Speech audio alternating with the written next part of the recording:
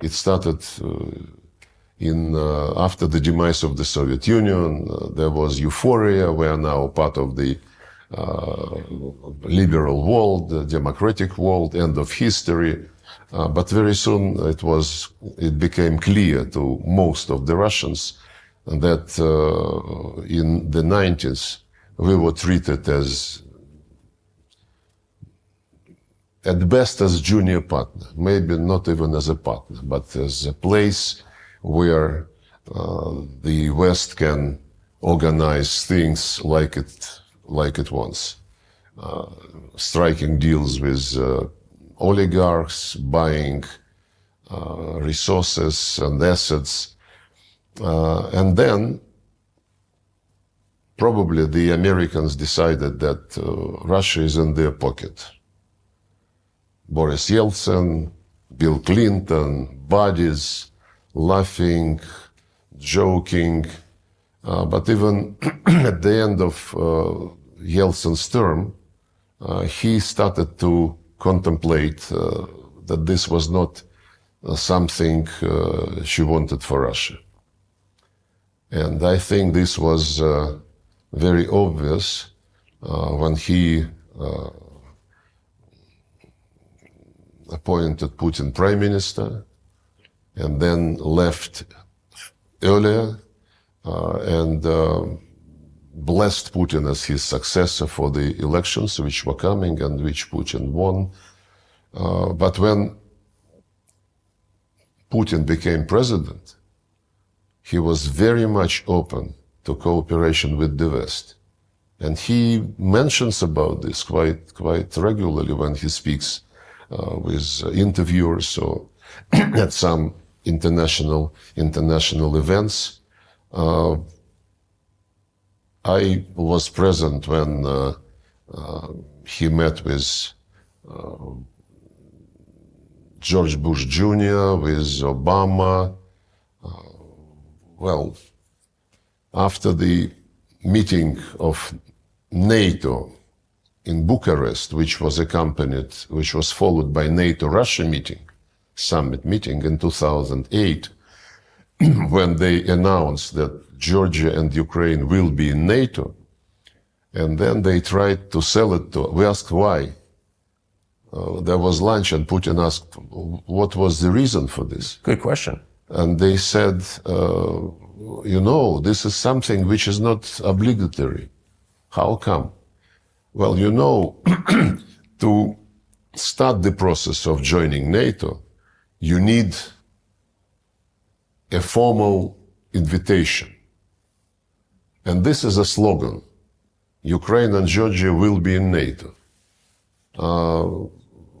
But this slogan, became obsession for some people in Tbilisi first, when Saakashvili lost his senses and started the war against his own people under the protection of OSCE mission with the Russian peacekeepers on the ground.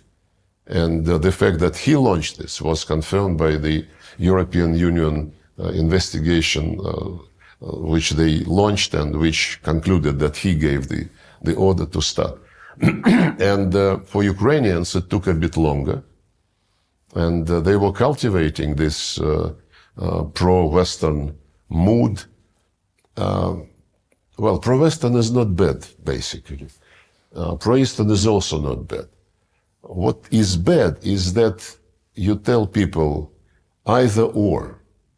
Either you go with me or you're my enemy. What happened before the coup in Ukraine? In 2013, the president of Ukraine, it was Mr. Yanukovych, negotiated with the European Union some association agreement which would nullify tariffs on most of the Ukrainian goods to the European Union and the other way around.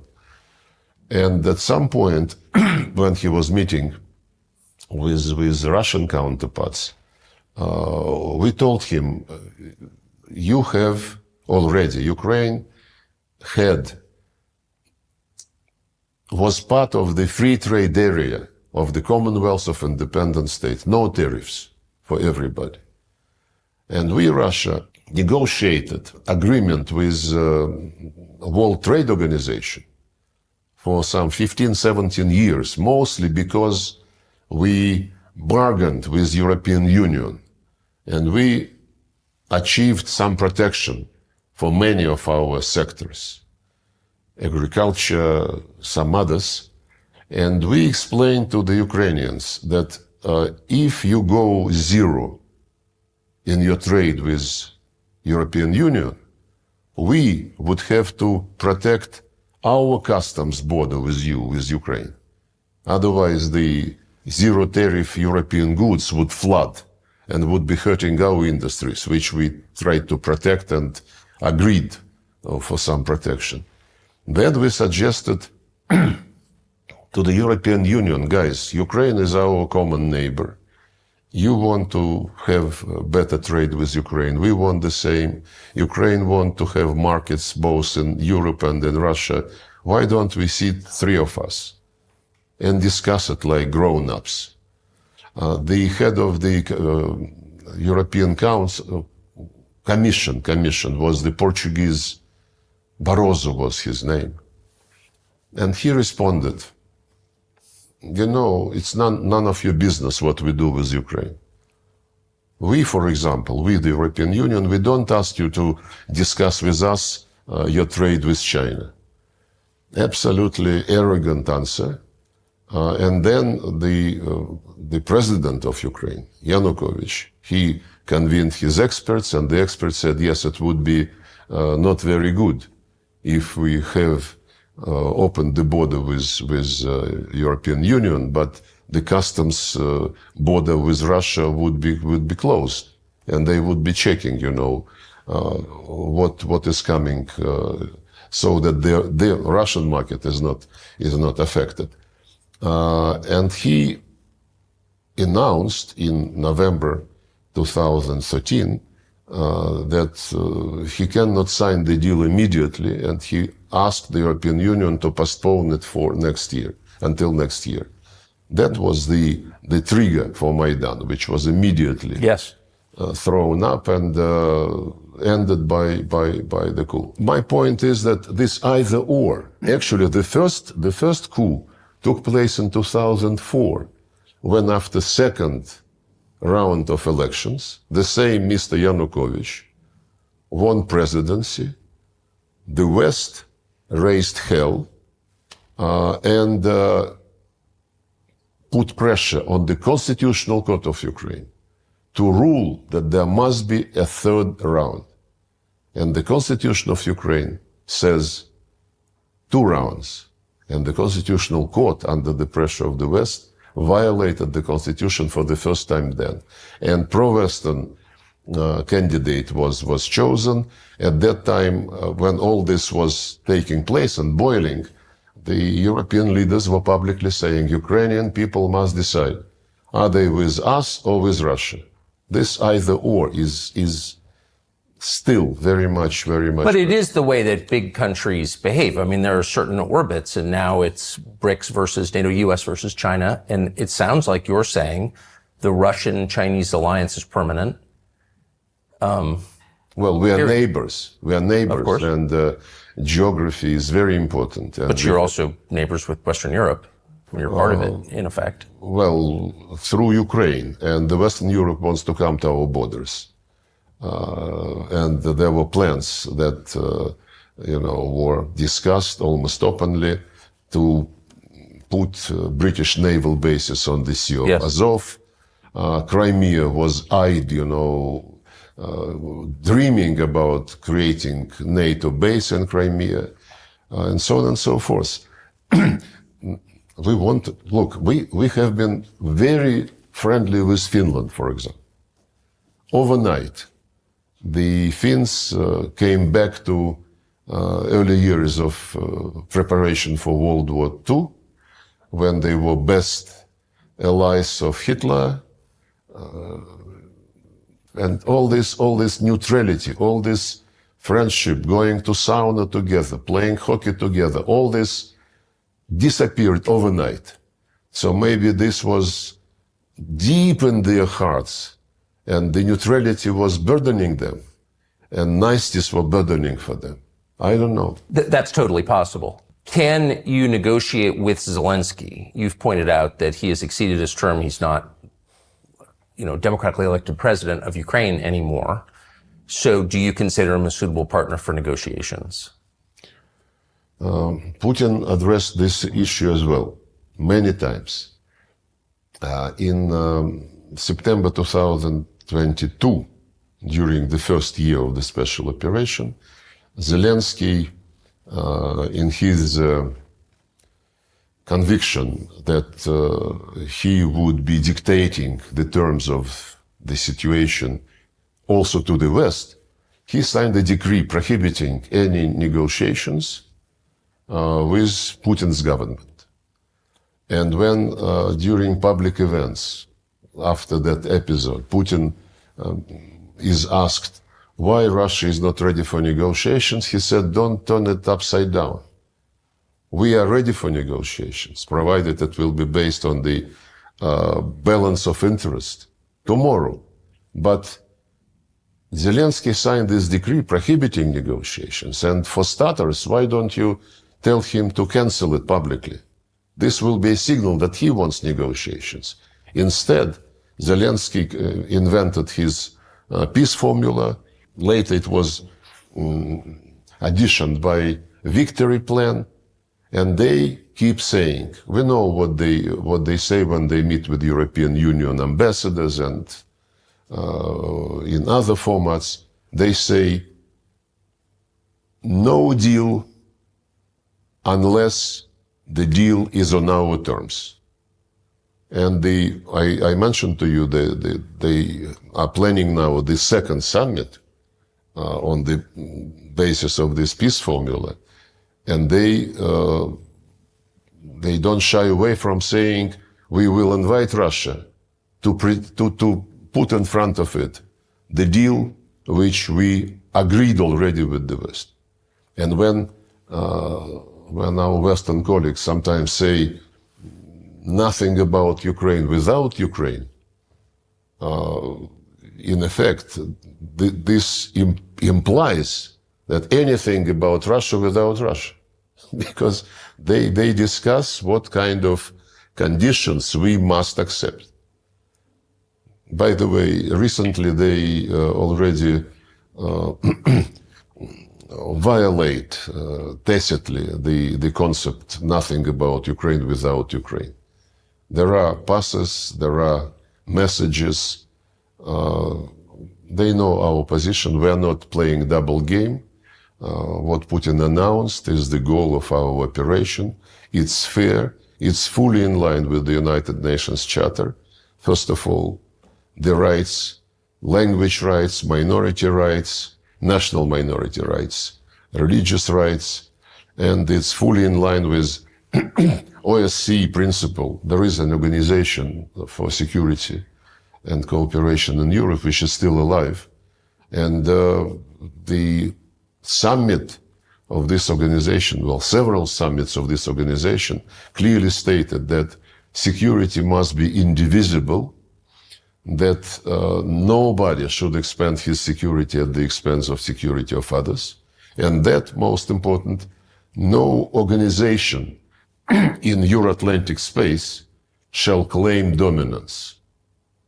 This was, last time it was confirmed by OSCE 2010. And NATO was doing exactly the opposite. Yes. So we have legitimacy, in our position. No NATO on our doorsteps because OSCE, agreed that this should not be the case if it hurts us.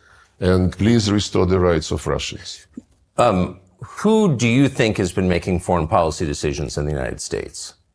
This is a question in the United States. Who's making these decisions? I wouldn't guess. I haven't seen Tony Blinken for years. 2 years ago, I think, at the G20 summit, was it in Rome or somewhere? In the margins. His assistant, I was representing Putin, and his assistant came up to me during a meeting and said that Tony wants to talk just for 10 minutes.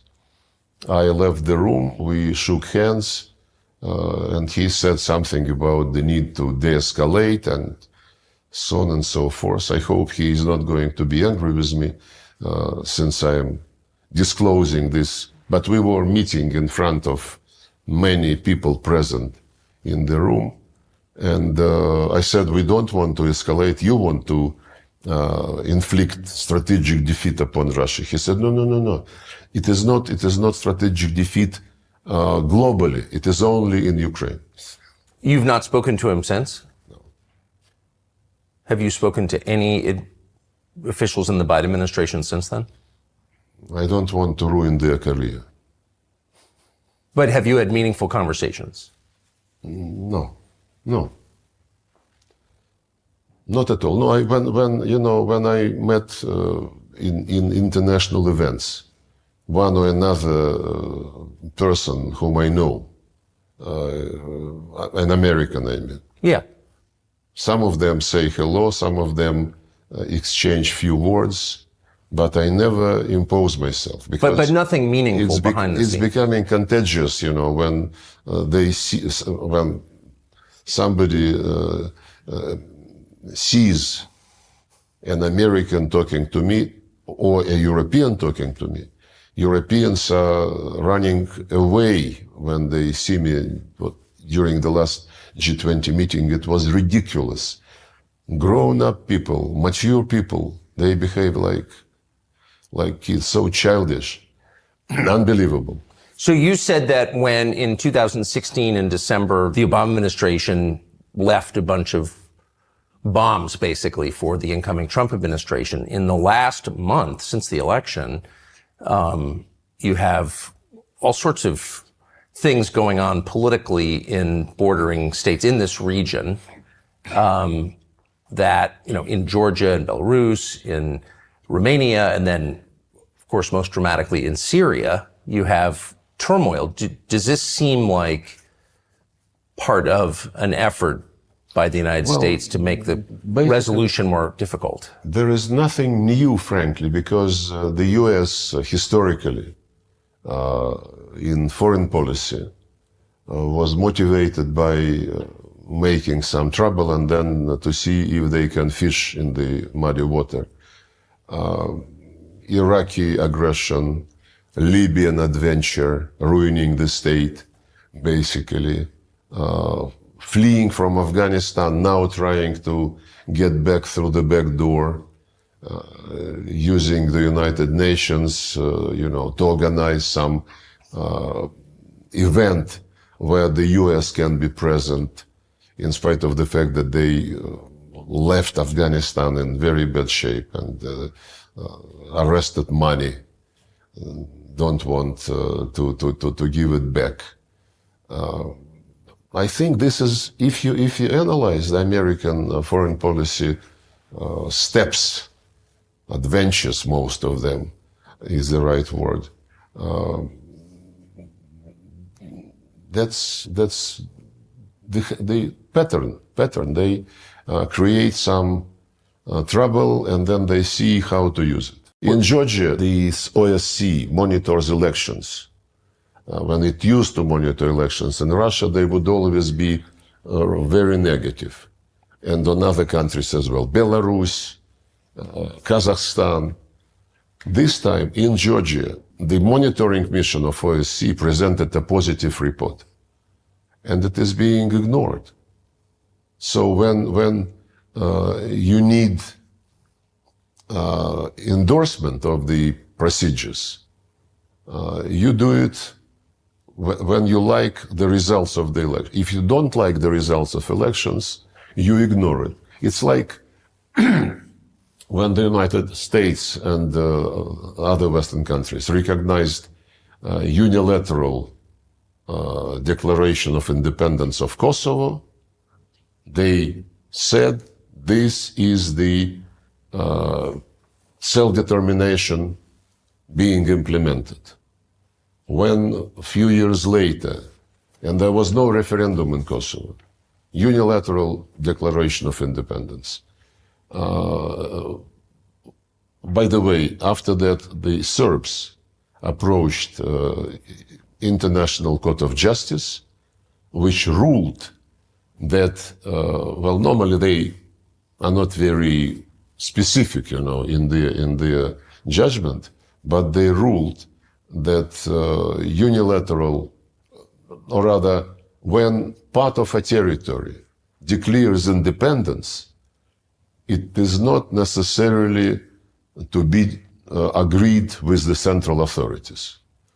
And when a few years later Crimeans were holding referenda with invitation of many international observers, not from international organizations, but from parliamentarians in Europe, in Asia, in post-Soviet space, they said, no, we cannot accept this because this is violation of territorial integrity. Right.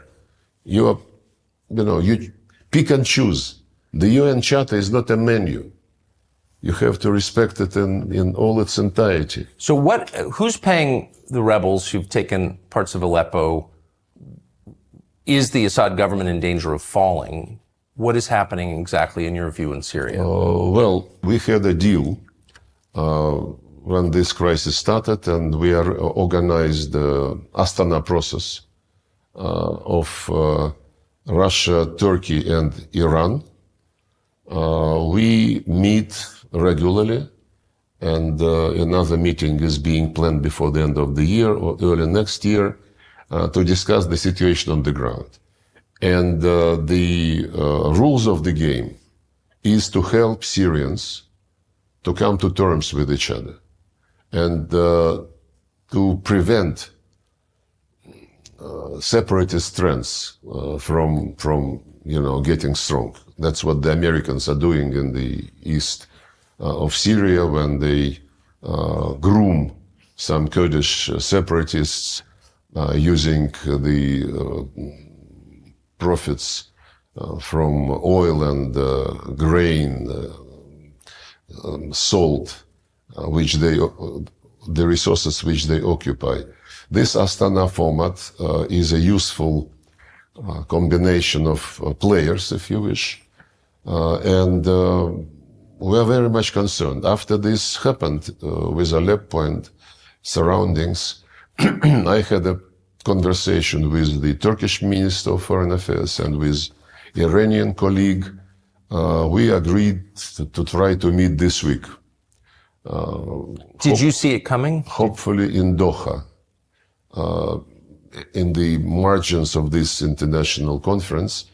We would like to discuss the need to come back to strict implementation of the deals on Idlib area, because Idlib de-escalation zone was the place from where the terrorists moved to take Aleppo, and the arrangements reached in 2019 and 2020 provided for our Turkish friends to control the situation in the Idlib de-escalation zone and to separate the Hayat Tahrir al-Sham, former Nusra, from the opposition, which is non-terrorist and which cooperates with Turkey.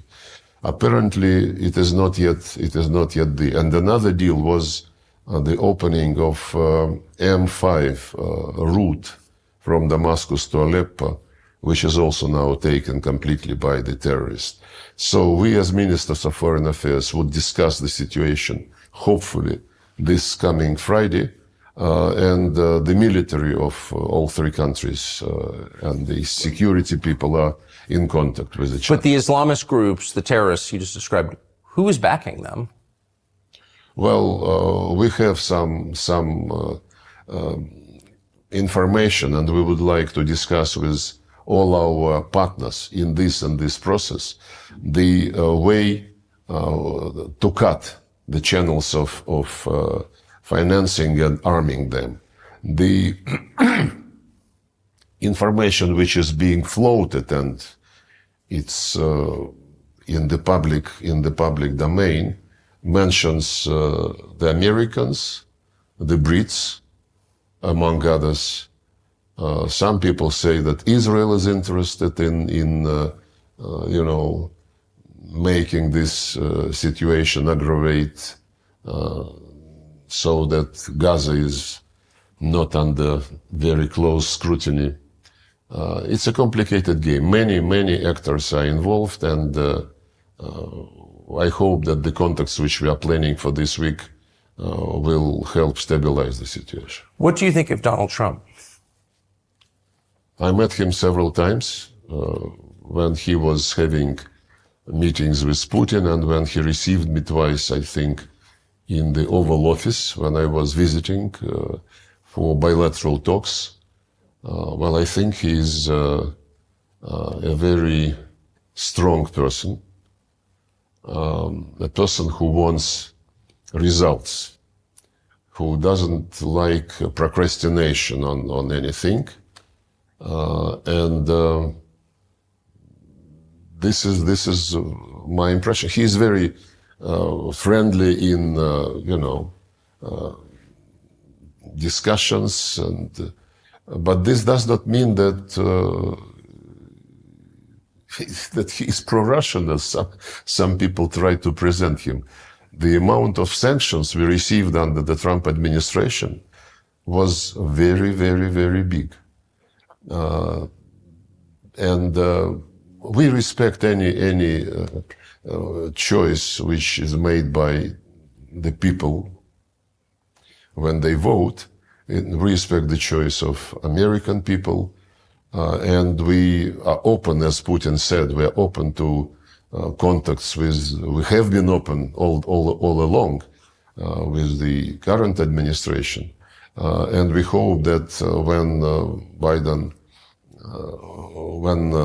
Donald Trump is inaugurated, we will understand what the ball, as Putin said, is on their side. We never severed our contacts, our ties in economy, trade, on security, on anything.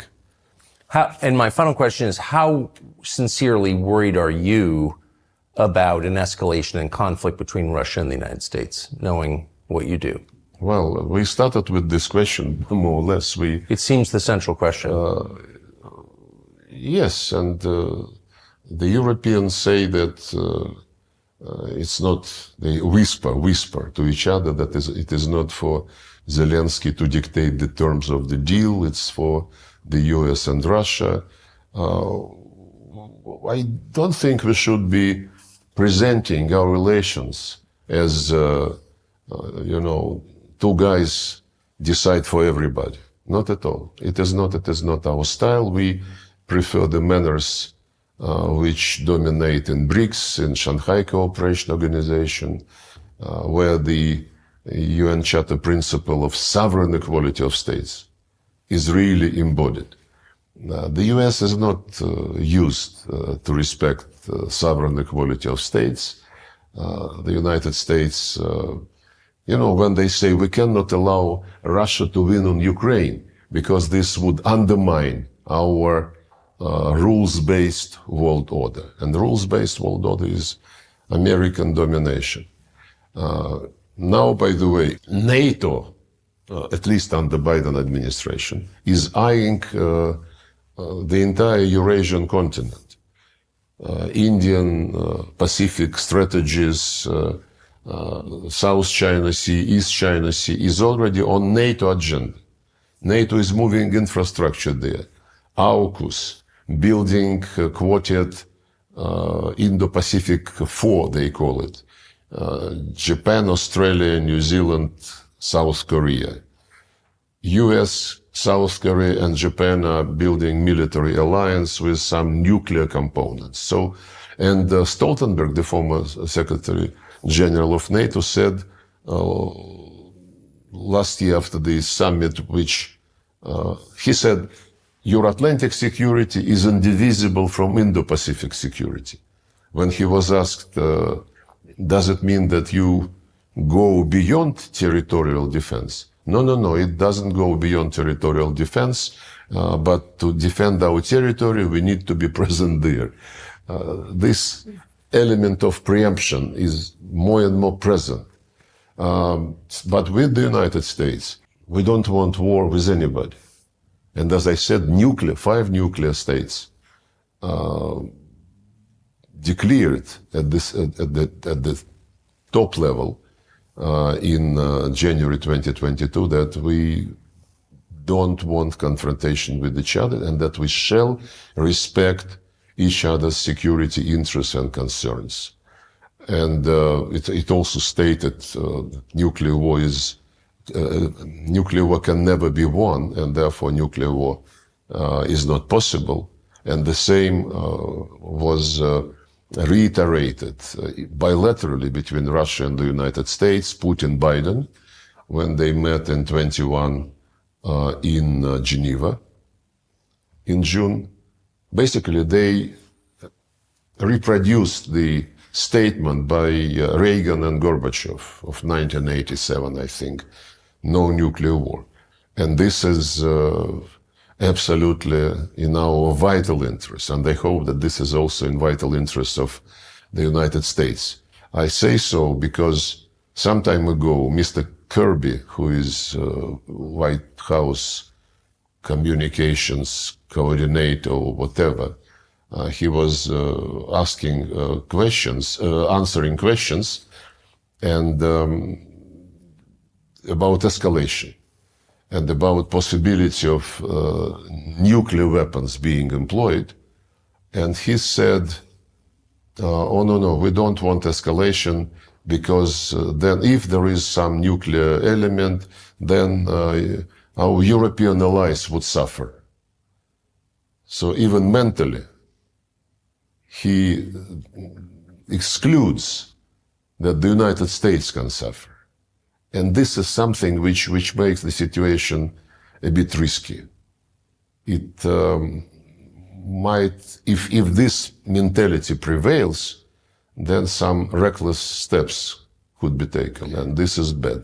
So what I think you're saying is American policymakers imagine there could be a nuclear exchange that doesn't directly affect the United States, and you're saying that's not true. That's what I said, yes. No, but,